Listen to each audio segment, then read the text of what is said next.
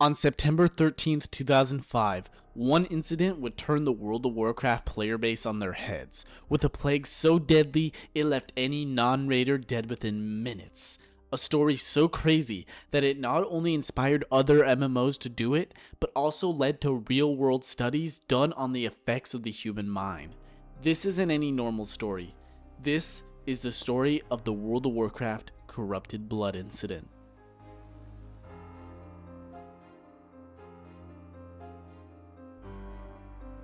A virtual epidemic that plagued the online game World of Warcraft has become a model for studying infectious disease in real life. CBSNews.com's Tony Masilis spoke to the study's co-author about what this means for the medical community. Don't run away, John. I can't get infected either. It's not happening. World of Warcraft is an MMORPG created by Blizzard Entertainment in 2004.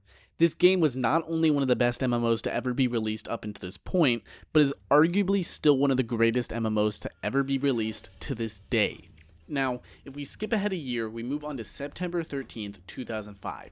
This was the release of the zone Zul'Gurub, a zone where the boss Hakar the Soulflayer resided. This boss wasn't just a normal boss though. This boss gave the players a debuff, known as Corrupted Blood. Now, the intended way this debuff was supposed to work is a group of players would go into the boss fight, lower the boss's health, and he would then cast Corrupted Blood on one of them. Then, this debuff would spread to other players close to the infected player, and that would give some sort of simulation of a plague. Another intended feature was to make sure that this plague only stayed in the raid. Well, due to an oversight by Blizzard, they would simulate a real plague, just maybe not in the way they intended. Players would get the corruption, get scared, and instantly fast travel back to one of the main cities. Or, a hunter class player would deactivate their pet in order to save its life, and once done with the raid, without thinking, reactivate the pet in the main cities. Because of said oversight by Blizzard, the player and or pet would keep the plague on them, and due to the nature of this plague, that being one that spreads to different players, it would inadvertently cause any non-gear player to die within a single minute, dealing 263 to 317 damage to a single player. So how did players react to this?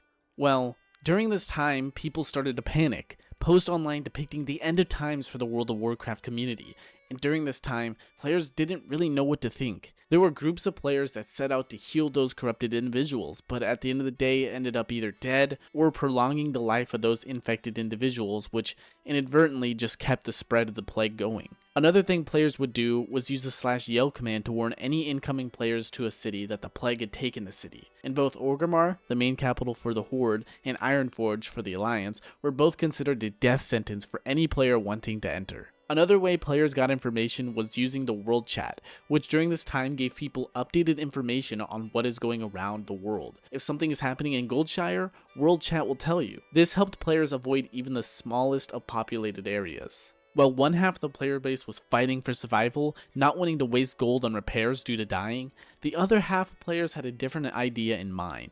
One of devious nature. A group of players would purposely spread the virus by going into the raid, and once all getting infected would go into the main cities and infect as many people as they could, prolonging the effect set on the community. Another group of people would do less physical and more psychological trolling. What did they do?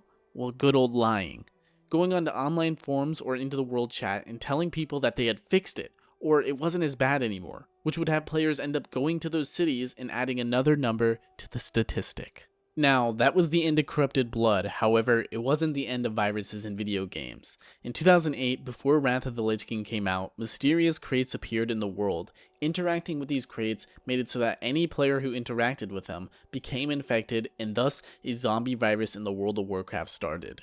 In 2012, BioWare's Star Wars The Old Republic had a similar plague, this time called the Rakghoul Plague, which, unlike the Corrupted Blood, was completely meant to be put in the game, and any player infected and killed would receive crystals which allowed you to purchase rewards for being active during the event. In 2022, Blizzard decided to revisit the idea of a plague with Shadowlands.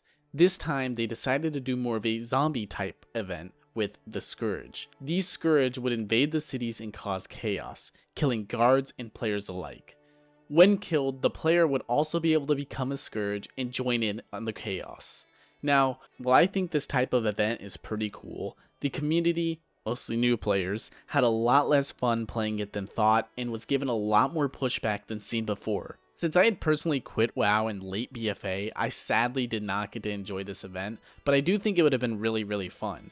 On the other hand, I can see why new players didn't like it, because getting ganked while trying to play the game would be pretty annoying. Finally, due to the events in game, the CDC reached out to Blizzard asking if they could use the data of these events in order to have an accurate measure of how the human mind works during pandemic scenarios. You see, you can run as many simulations as you want, but nothing can truly reflect how a real person would react in a simulation like this. Now, many people have pushed against these claims since it's a video game, and the stakes are nowhere near as high as they are in real life.